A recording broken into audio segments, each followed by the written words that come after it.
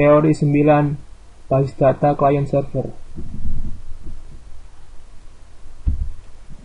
Pokok bahasan, pendahuluan, arsitektur client server, pengaksesan query pada basis data client server. Tujuan belajar. Setelah mempelajari materi dalam bab ini, mahasiswa diharapkan mampu memahami konsep basis data client server, memahami arsitektur client server, memahami pengaksesan query pada basis data client server, dan bagaimana perangkat lunak client server. Pendahuluan. Aplikasi basis data terdistribusi dikembangkan dalam bentuk arsitektur client server. Teknologi client server berkembang secara cepat sebagai teknologi lanjut. Pada beberapa waktu yang lalu, sangat sulit memprediksikan status saat ini teknologi client server yang terjadi saat ini. Hal ini sama sulitnya dengan memprediksi teknologi untuk beberapa tahun ke depan. Beberapa faktor yang berpengaruh pada fungsi klien atau server atau keduanya melibatkan perangkat keras dan perangkat lunak, protokol network, teknologi LAN atau WAN, dan komunikasi. Penurunan biaya dari beberapa faktor tersebut menyebabkan semakin besar kemungkinan mempunyai sistem yang kuat. Arsitektur client server. Saat ini, arsitektur client server yang banyak digunakan dalam industri disebut two-tier arsitektur. Pada arsitektur ini, server mengirim data dan klien mengakses data. Server memainkan peranan yang dominan pada arsitektur ini. Keuntungan sistem ini adalah kesederhanaan dan kompatibilitas dengan sistem yang legal. Arsitektur client server yang dikembangkan kemudian adalah three-tier arsitektur. Pada model ini, layer dipresentasikan sebagai host, server, dan klien. Server memainkan peranan sebagai penengah dengan mengirim aturan bisnis atau prosedur atau constraint yang digunakan untuk mengakses data dari host. Klien berisi antarmuka GUI dan beberapa aplikasi tambahan mengenai aturan bisnis.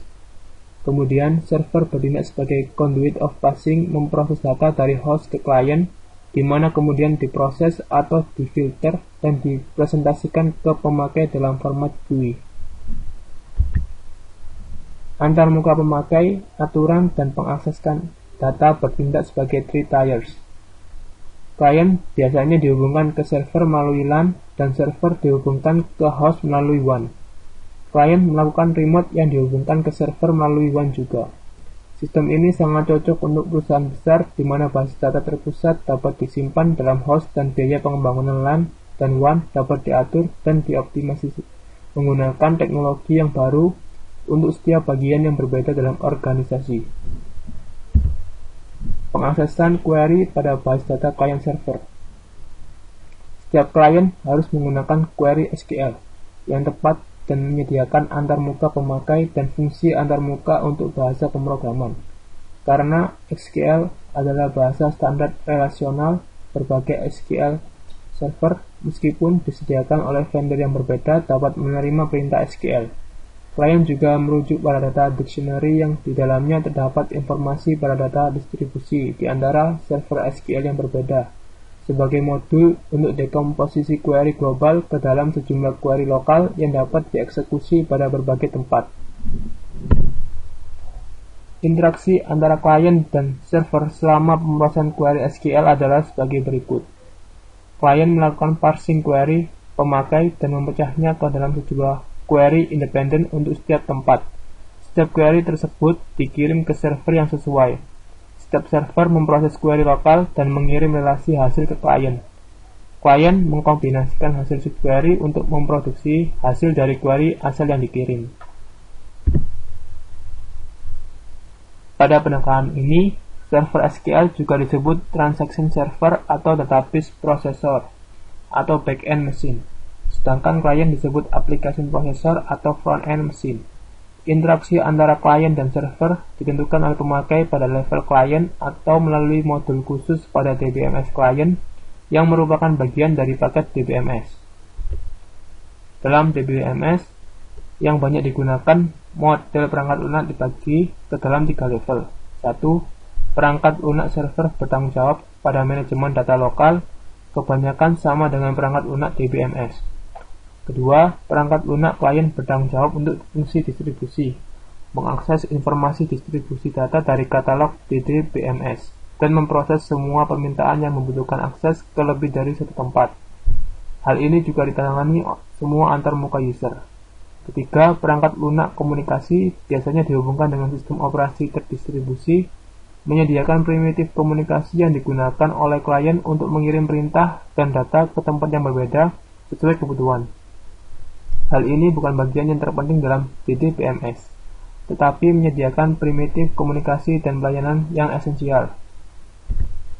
Klien bertanggung jawab untuk membagikan eksekusi terdistribusi untuk beberapa tempat server suatu query atau transaksi dan untuk melakukan supervisi eksekusi terdistribusi dengan mengirim perintah ke server.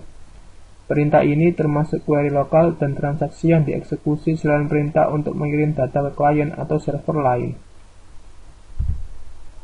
Satu fungsi yang mungkin dari klien adalah menyembunyikan detail distribusi data dari pemakai yang memungkinkan pemakai menulis query global dan transaksi seperti base data yang terpusat tanpa harus menentukan tempat di mana data dirujuk dalam query atau transaksi berada. Properti ini disebut distribution transparency. Beberapa DDBMS tidak melakukan distribution transparan, sehingga pemakai harus berhati-hati terhadap distribusi data secara detail. Ringkasan, konsep arsitektur client-server berhubungan dengan basis data terdistribusi. Arsitektur client-server yang dikembangkan saat ini menggunakan three-tier arsitektur, di mana terdapat 3 komponen utama yaitu host, server, dan client.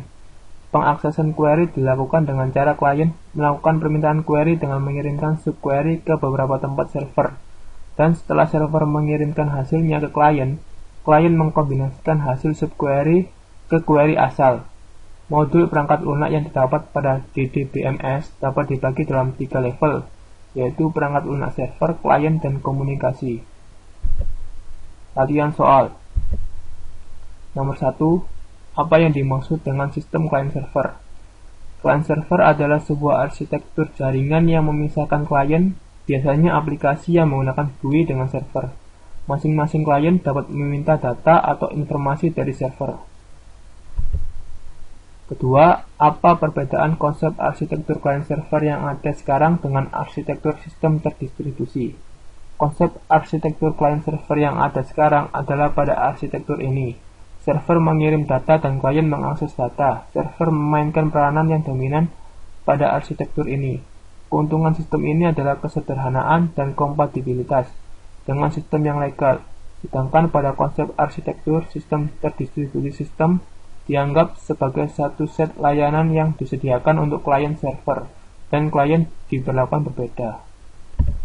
Ketiga, sebutkan bagaimana tugas host, server, dan server pada three-tier arsitektur.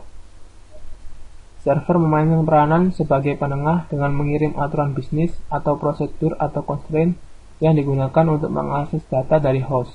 Klien berisi antarmuka GUI dan beberapa aplikasi tambahan mengenai aturan bisnis.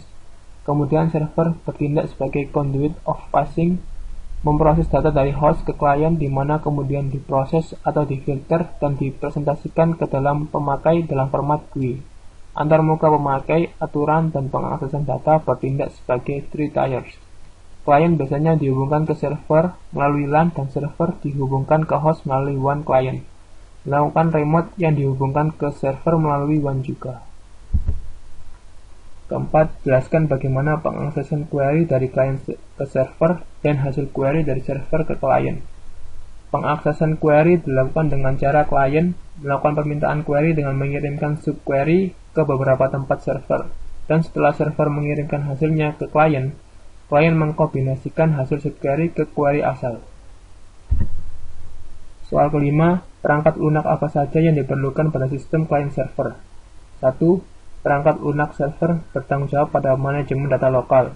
Kebanyakan sama dengan perangkat lunak DBMS. Kedua, perangkat lunak klien bertanggung jawab untuk fungsi distribusi, mengakses informasi distribusi data dari katalog DDBMS, dan memproses semua permintaan yang membutuhkan akses ke lebih dari satu tempat. Hal ini ditangani semua antar muka user. Perangkat lunak komunikasi biasanya dihubungkan dengan sistem operasi terdistribusi, menyediakan primitif komunikasi yang digunakan oleh klien untuk mengirim perintah dan data ke tempat yang berbeda sesuai kebutuhan. Hal ini bukan bagian yang terpenting dalam DDBMS, tetapi menyediakan primitif komunikasi dan pelayanan yang esensial. Terima kasih.